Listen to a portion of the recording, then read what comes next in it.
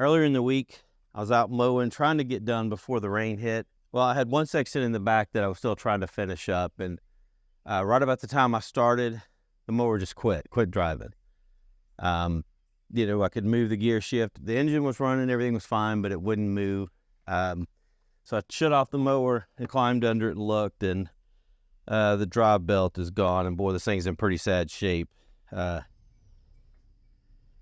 Surprised it didn't actually break before it did, but anyway, I had to push the mower back up here, and I ran by Tractor Supply, got a belt. This is a 90-inch by half-inch. I could have ordered it on Amazon, of course. I'll put a link down there to one on Amazon if you're interested in just doing the order instead of going to Tractor Supply. I think Lowe's had them also, but Lowe's was quite a bit more expensive. This belt, I think, was $22.99 at Tractor Supply. A little less than that on Amazon, but for me, I'm probably a week away from getting something on Amazon right now. All right, I'm going to go ahead and pull off the deck. I've got another video that shows you how to get the deck off if you're interested. Just look at my channel.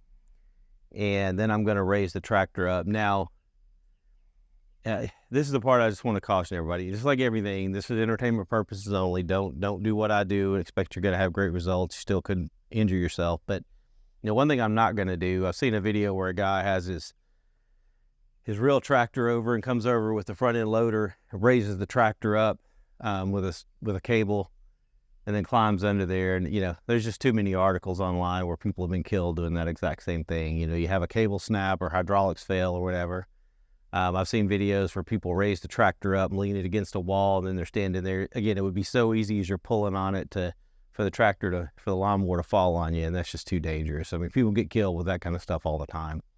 So, I'm going to probably lift it with the front end loader on the tractor and just put some ramps under it. Normally, I would just drive it up on the ramps, but since I don't have power to drive it right now, that'd be kind of difficult. I don't like the idea of having this fall on me, so I'm going to try to be as careful as I can. I got the deck removed, and I'll put a link to the video on my channel if you'd like to watch it on how to remove the deck. Now I'm going to use the tractor to go ahead and lift the lawnmower up and then put it on the ramps. Now, if you don't have a tractor, you could easily use a hydraulic floor jack, which, I've got one sitting right there too, is what I would have used if I didn't have the tractor readily available. The one thing I didn't do here is I should have went and got some Scotch blocks and put behind the back wheels. I forgot about that. I noticed it about halfway through, but I didn't notice at this point I didn't have them up there.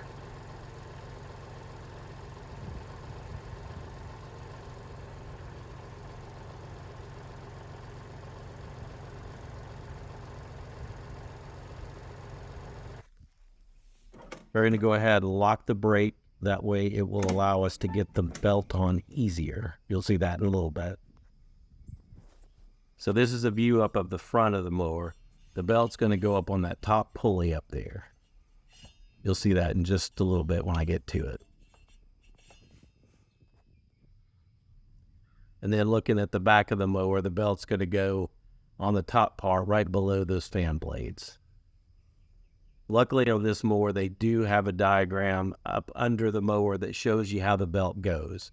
I had to refer to this numerous times while I was putting the belt back on. Here's another view at the back of the mower. Again, the belt goes up right above the pulley there. So I'm going to start by taking the belt and getting it on that back pulley around the fan blade, and then just kind of pull it into place.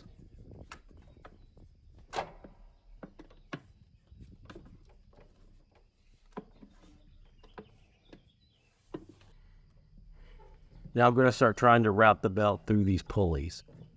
It is kind of difficult to figure out. I kept referring to the diagram that I talked about earlier, but again, the diagram really shows it without the brake locked in, so it looks a little bit different than what it looks like today. But again, it's easier to get it on with the brake in because it loosens it up. We'll show that in a little bit too. Now the belt doesn't go like this. We'll come back and get it fixed in a little bit.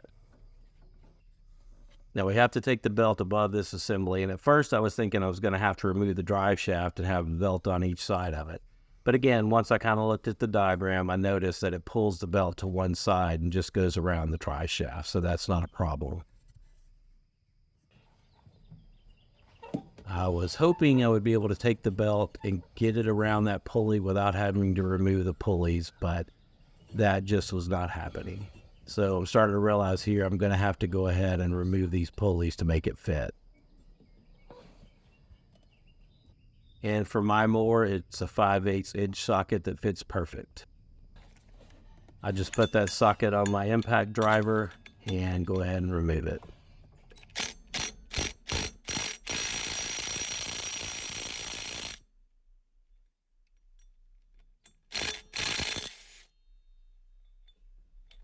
Once you get that bolt out, you can go ahead and remove the pulleys. Now notice it is kind of keyed up there on the little piece that sticks down, as well as the pulley assembly that goes back on there. So you have to match that up when you're putting it back on. So it's really as simple as getting the belt on that top pulley, getting the pulley assembly kind of lined up as it needs to be, putting the bolt back in, and then we're just going to come back and tighten the bolt with the impact driver.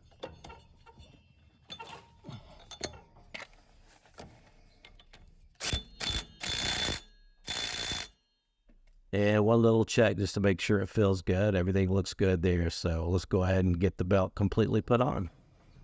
And now we're back to routing the belt around these pulleys. This is pretty easy to do now because we've got the brake locked in. And as normal, just refer to the diagram if you have any questions.